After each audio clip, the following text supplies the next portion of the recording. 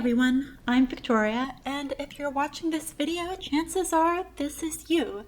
You're nearing high school graduation, or maybe you've already graduated, or maybe you're a parent watching this for your kid, or a veteran or returning student coming back to college. Regardless, somewhere you've heard that you can go and study video games. During my time studying game development, I've met a lot of people like you who made that decision. And honestly, I'm going to go ahead and say up front that the question of what you should be doing after high school is something only you can answer. Obviously, there's no set right or wrong way. But what I can do for you, however, is show you what I've learned over the years so that you can hopefully make a decision you're sure of. You will likely meet many seemingly lovely, helpful people between now and your first day of classes. And a majority of those people, unfortunately, will not tell you the whole truth. The nice kid on the campus tour with the sweater vest, his job isn't to consider your individual situation, and the script he's given doesn't have the perspective of someone in the role you want to become. And in fact, almost every step in between your application and getting your first job is going to be riddled with misconceptions that can be awful to navigate, especially considering how new game development programs are and how few people know what to look for in them. But that's alright, it'll be fine. Over the next few videos in the series, I want to try my best to help you sort through some of these things you're going to run into and start on the career path you're actually trying to go for. We'll be covering how to pick your university, what game development school is like, what types of careers you can aim for, applying for scholarships, and a lot more. So let's get right into this. For this first video, we're just going to go over a few questions that I want you to answer for yourself before diving further into this process. They may seem a little simple, but trust me, they're important preliminary steps for the rest of this video series, and will hopefully help you decide if a game development degree is right for you. First things first, the most common problem I see by far. Ask yourself, do I like playing games or do I like making them?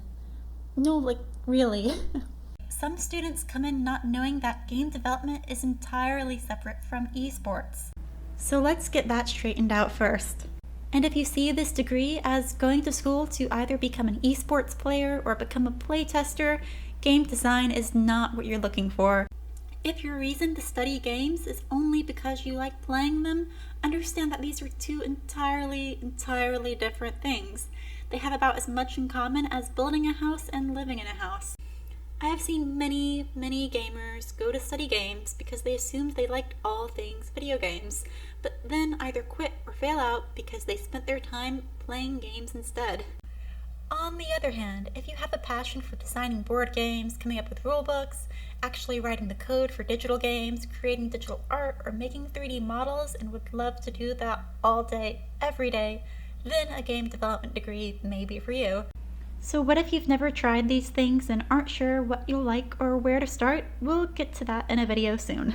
Number 2, do I like school? Really, this should be pretty straightforward, but not everyone likes going to school. And if you don't like it, there are other routes. If you didn't like it in high school, no, college isn't magically different. You may be studying something interesting to you now, but all the same problems will still exist. Professors you don't like, assignments you don't want to do, people you don't want to work with, classes you don't want to be in. The only difference is, now you're paying for it. Although it helps, a degree isn't necessary for this field either. And if you do better learning on your own than in a formal setting, don't go. Just don't go. The career path without going to school can admittedly be a longer road oftentimes, but it ends in the same place. Some of us love school and some of us don't. Either route works. Number 3, am I doing this because I want to or because I just need a next step or a parent is being pushy about me going to college? I know this sounds a little odd, but give me a minute. Sometimes people go to college because they don't know what they'll do if they don't go. For them it acts like a 4-year buffer to avoid truly going out on their own. But doing this just delays the exact same scenario, except afterwards you'll be faced with the same question of, what do I want to do with my life? Now just with an $1,800 monthly payment for the next decade added on top. Please don't do this.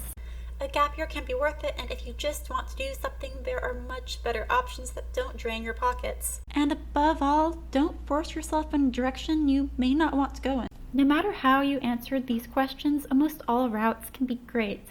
Don't want to make games after all? That's cool. Taking a gap year? Also cool. Still charging straight ahead into this? Cool. I picked the same route and promise you that it's been a wonderful decision for me and many others who love games, game development, and learning. And if that's the case, I'm going to point you to the next video in this series coming out next week. What is game design school actually like? Thank you, and I will see you next time.